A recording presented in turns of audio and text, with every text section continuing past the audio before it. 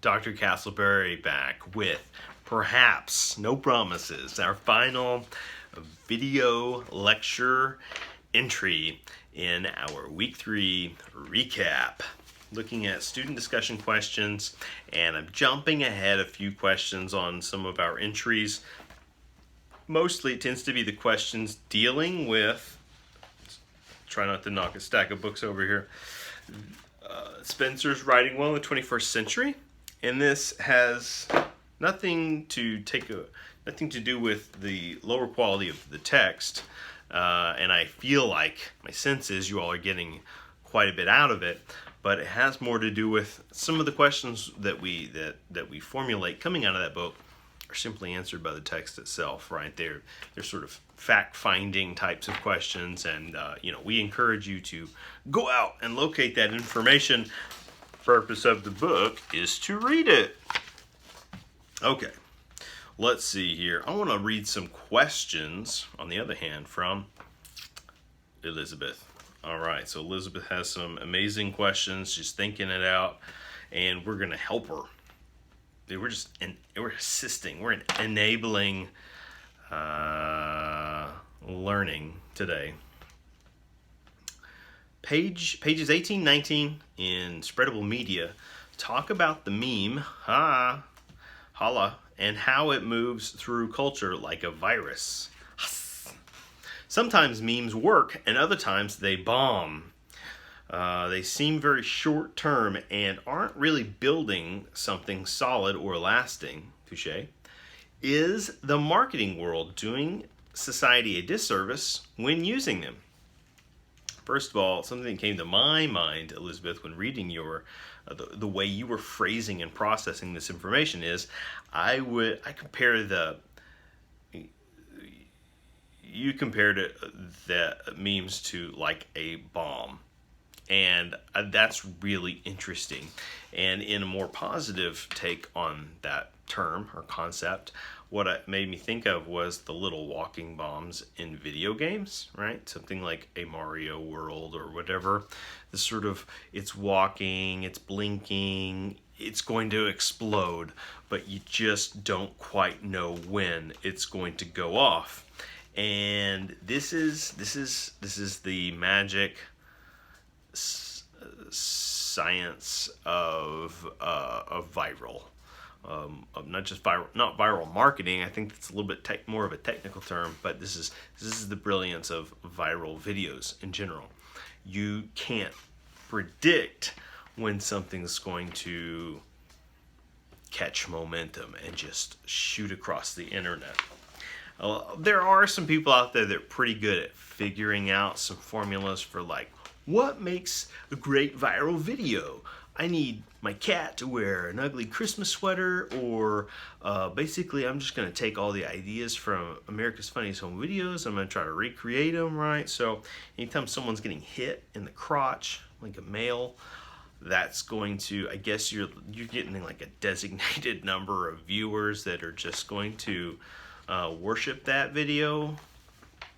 And children want to see this as well.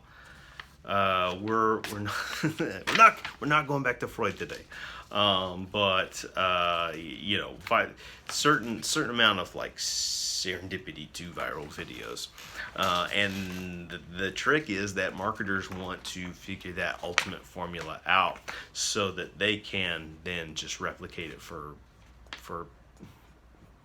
profit purposes. Kind of makes me think of Darkseid, the villain in DC Comics. Darkseid is from the planet Apokolips, so if his name Darkseid doesn't give it away enough, if you're less familiar, you can Google that. He's from the planet Apokolips, and he's definitely like the shadiest character ever, and super indestructible, a methodical planner. He's probably got a marketing degree, and his life goal, his ambition is he's looking for the pun intended, no pun intended. He's looking for the anti-life formula, right? That's like his MacGuffin that he's always after. And that's, I think, the anti-life formula for Darkside is the what makes a video viral to professional marketers. All right, that was a long way around information you may not know, but now you've learned something, right? Someone new has heard of Darkside. The more you know. New. Page 2 talks about the shift from distribution to circulation with spreadable media. Is traditional media, specifically advertising, i.e. magazines, radio, TV commercials, and so on, turning into a dying beast like newsprint? Oh, are you suggesting our beasts are dying? There is a sink or swim philosophy or need for advertisers to evolve. And this goes back to that philosophy of if it doesn't spread, it's dead. And so a lot of advertisers and companies and businesses suffer if they can't adapt in time. So you're going to continue to see them adapting in different ways, in different directions. Danesi, popular culture. Danesi talks about this is another great term, one of the reasons this book is so rich and rewarding. Danesi talks about Mashpedia culture, 269, 270. He says that serious culture, like science and medicine, is separate, but he categorizes TED Talks as Mashpedia. What? I find this tricky since TED Talks are sometimes on serious culture. Can you explain the differences a bit more? Absolutely. TED Talks have, in order to substantiate their ongoing function, right? So like just like anything a corporation creates to sell any company's purpose, they have to keep going. And so the longer something goes, you can only talk about the dry, life-sustaining ideas for so long, and it has to kind of eventually spread out more to be more inclusive of additional concepts, ideas, and so on.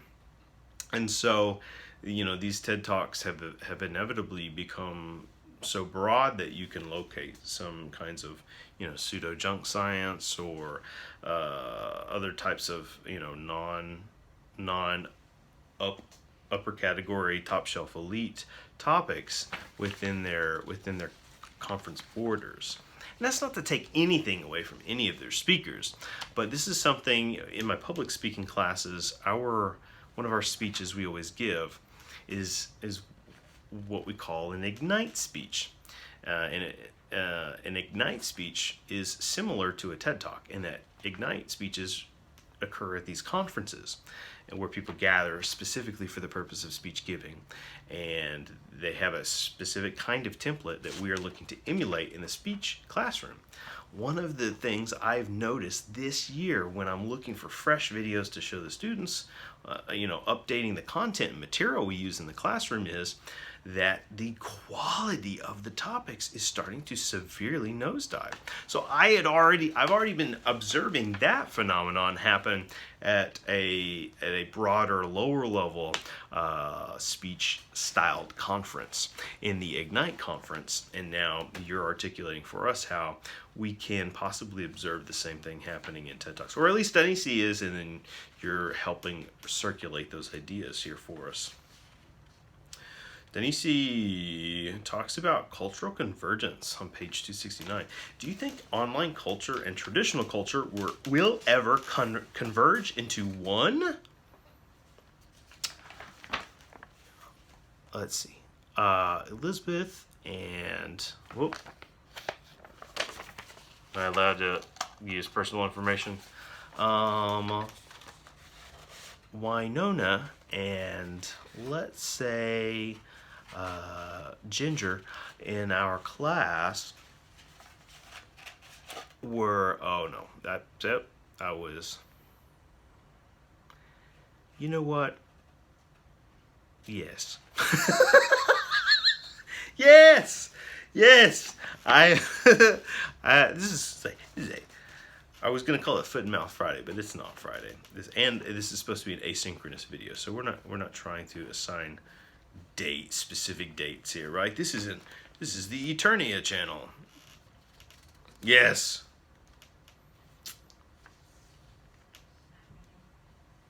something does come to mind. Again, GPS tracking, checking in everywhere. I mean, this is like the merger of online culture and traditional culture. Well, I'm checking into my own family reunion online or whatever. I just see everyone uses it. And I question whether or not people are even manually doing it. Whereas there's some setting on their phone where like, please just check me in everywhere. I want to look like I'm super busy and involved in my community. But even the idea of Life Church, right? This concept, the church's whole purpose, right? I mean, not whole theological purpose, but a main tenet of the church is to promote community, right? It's communal. It's about communal experience. And there's nothing more communal than congregating with other, like, say, believers in a physical space. And yet, ironically, Life Church is an online church, right? And so kind of functions in some ways and parts, especially if you're not at the base hub, like more of a concert or movie theater experience. And so this rare combination of the simulated, the online, and the cultural, the physical, are happening. I've heard the term netiquette bounced around in my day today, and was curious if this will eventually turn into a global set of rules we all exist by in terms of the online world. If it does, more people than not do not have it. We live in unnetiquated times.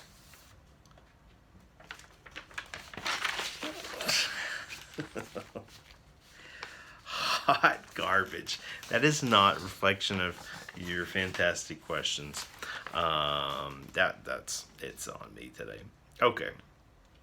Spencer Book. Do you have any helpful tips on how to keep a paper fact-driven, avoiding I or me perspective? Hey, this is a fantastic question for us all. We are collectively looking to improve our writing in many ways, and so being able to develop a voice in your writing that is able to kind of curtail the I's and the me's in our papers, very helpful for us, because that's this direction we want to move in to be more professionally successful down the road. It just makes makes for stronger writing. Try as hard as possible to write with and maintain an objective tone. Okay, so back to your central question about keeping, being fact-driven and trying to even have that kind of persuasive voice. Work on writing to maintain an objective tone, because if you're objective, you're lowering the reader's ability to assume bias. Okay, and so it's a noble effort that the right eyes will pick up on. Cut down on personal testimonies as evidence, and please do not get us wrong. We want your personal testimonies, we want your original examples and so on in our discussion boards, in your video posts, even in journals. But we're talking specifically about technical writing or professional writing or scholarly writing. We can cutting down on personal testimony and replace or support your claims with evidence from more than one source, especially if you're the only source. Don't over-rely on biased sources as well. That's something to think about. There's a lot of biased sources out there. Op-eds can be really lazy, That's why we like them, is because they're so easy for us to agree with or have some disdain for. But again, a lot of these things, we had some questions about, a lot of general questions about style this week, and how full citations versus partial citations, and how do I know, and how much information to provide. Well, it depends on the assignment that you're responding to, and it depends on, there are multiple academic styles: MLA, APA, Chicago style, and more. And the best information is, know that assignment, be willing and flexible, and stick to the readings.